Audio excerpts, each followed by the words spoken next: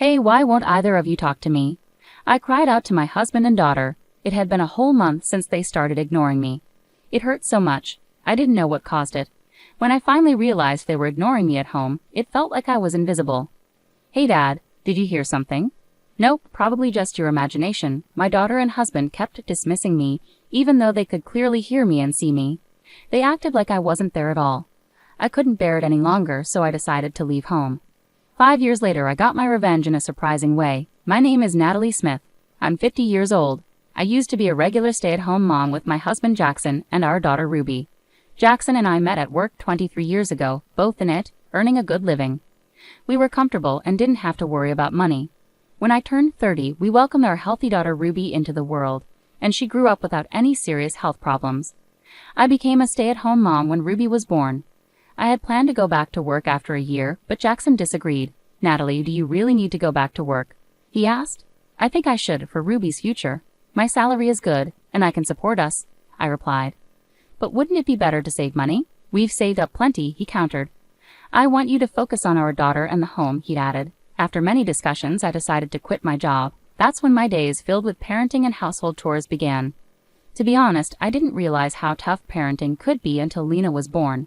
The constant feeding every few hours left me sleep-deprived and often without an appetite, but I had to stay nourished for Ruby's sake.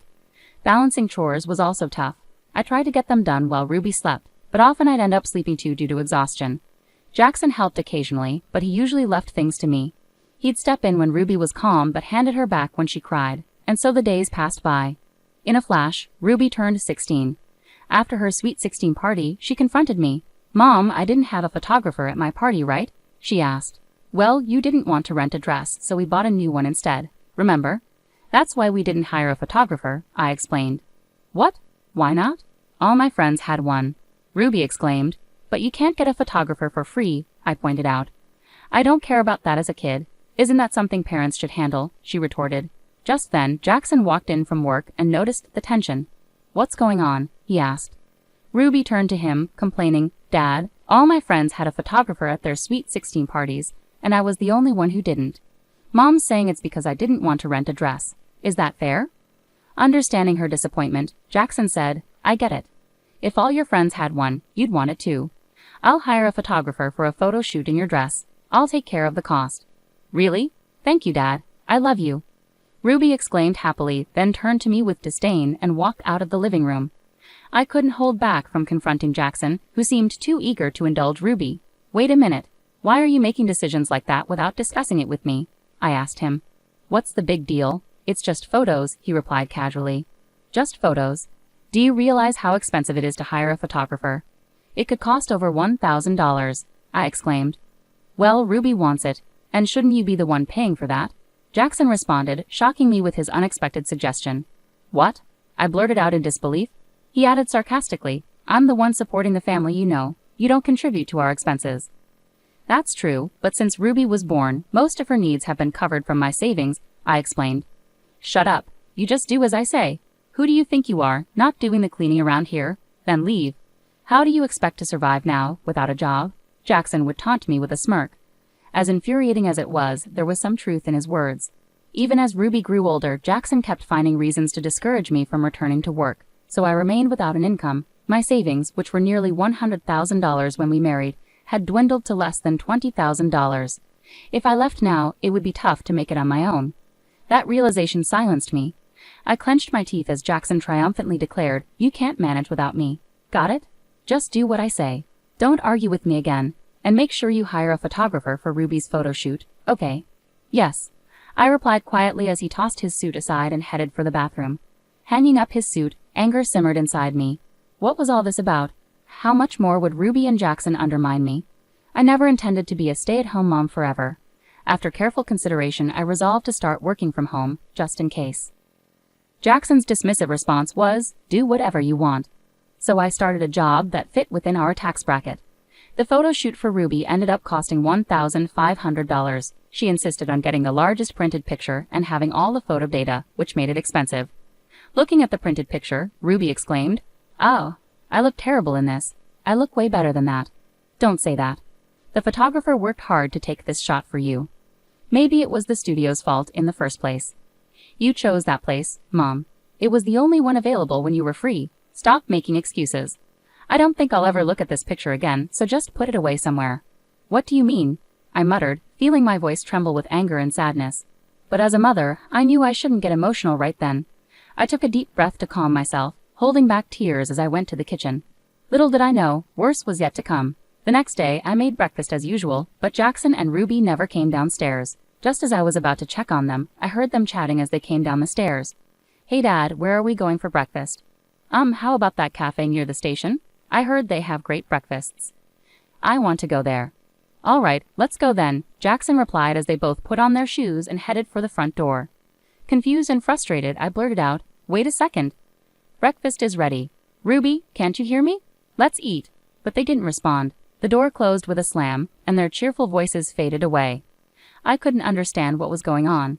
It wasn't just this once. They ignored me every time I called out to them. Why would they both do this to me?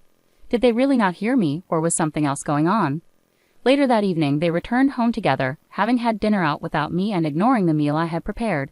Each went straight to their rooms. This pattern repeated day after day, and it broke my heart.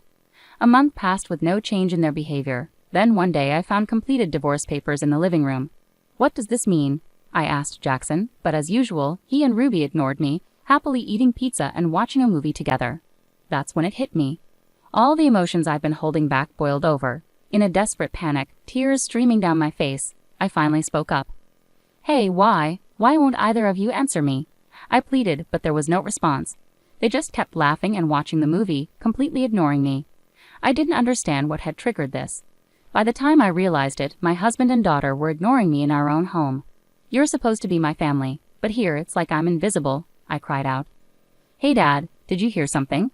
Nah, probably your imagination. They dismissed me, even though they could clearly hear me and see me. They acted as if I didn't exist. I couldn't bear it any longer. Clutching the divorce papers, I packed only the essentials into my carry-on and left the house without saying a word. I took a train to my parents' home, about an hour away. Thankfully, my parents are still alive and enjoying their retirement. They were surprised to see me arrive with luggage, but they welcomed me with open arms once I explained everything. I can see you've been through a lot, Natalie. We're sorry we didn't notice sooner. You can stay here as long as you need to get back on your feet, my parents said kindly. Their words brought tears to my eyes that day. It was the first time in decades that I had cried so openly. The following day, I filed for divorce and reverted to my maiden name, changing from Smith to Adams. Despite feeling some loneliness, I managed to steady my emotions and started looking for a job. It was daunting. After leaving work at 30 and having a 20-year gap in my employment history, I wondered if there was still a place for me in the workforce at 50. Well, that's quite a twist. Here's a rewrite. I was grateful to be hired on the spot by the first company I applied to. They valued my previous experience with a well-known company, and soon I was handling important responsibilities. Over the next 5 years, I mastered my job and began training new hires. I formed a special bond with Harris, a colleague around my daughter Ruby's age. It felt like having a son, and I enjoyed chatting with him.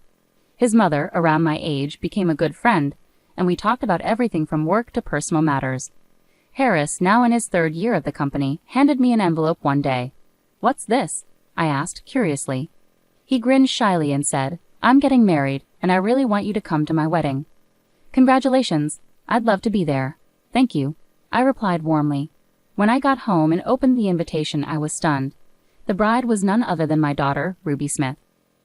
You're kidding, right? Is this some kind of coincidence? I exclaimed aloud. Just then, my phone rang. It was Jackson. Hello, it's been a while. How are you holding up? He asked casually. What do you want? Don't be like that, I replied tersely.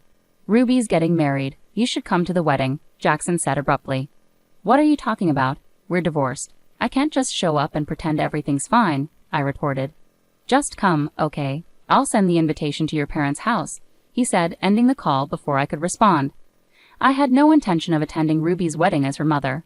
However, I had already promised Harris that I would be there. It would be rude to decline now. With that in mind, I reluctantly decided to go. On the day of the wedding, 2 months later, I attended as a guest on the groom's side, since Harris worked for me.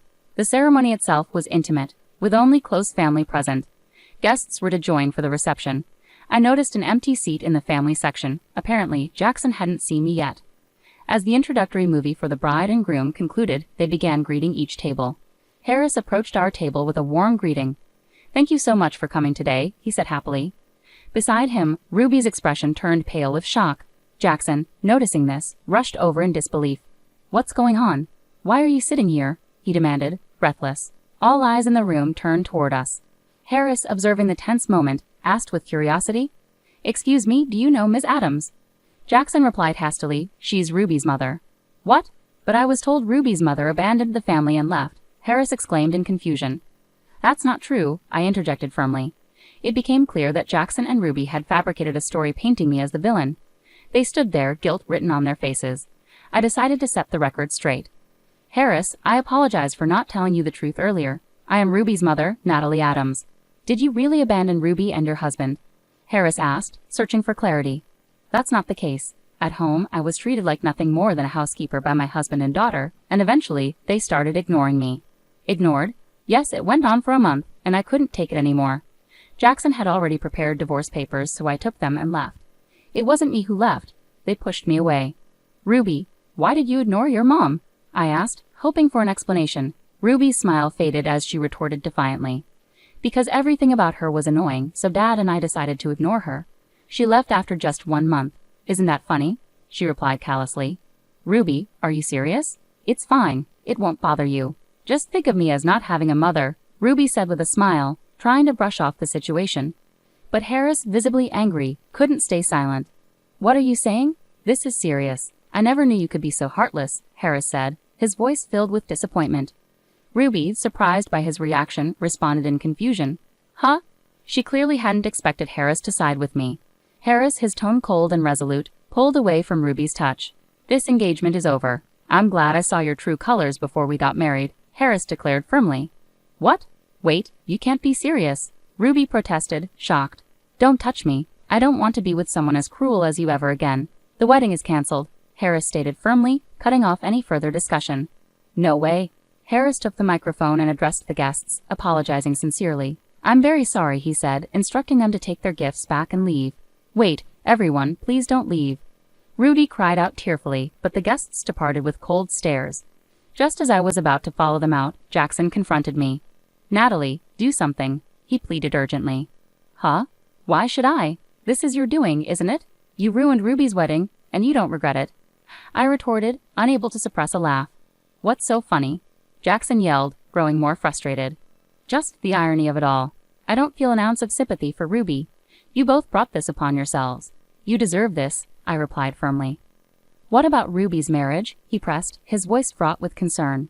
I don't care. I'm just glad Harris, my valuable team member, doesn't have to marry someone like Ruby. He deserves someone much better. So goodbye. I won't see you ever again. With those words, I walked away from the venue without looking back. A sense of relief washed over me, knowing I had made the right decision. Later on, Harris and Ruby's engagement was called off. It turned out Ruby had been working as a temporary employee and had planned to quit her job for marriage. Without a stable income and now without a fiancé, Ruby started spending recklessly on designer items to cope with her stress. Meanwhile, Jackson found himself draining his savings to support Ruby's lifestyle. It was clear their unsustainable lifestyle was heading towards disaster. Finally free from those burdens, I felt liberated. Moving forward, I want to focus on living my life to the fullest, pursuing my own happiness without being weighed down by their drama.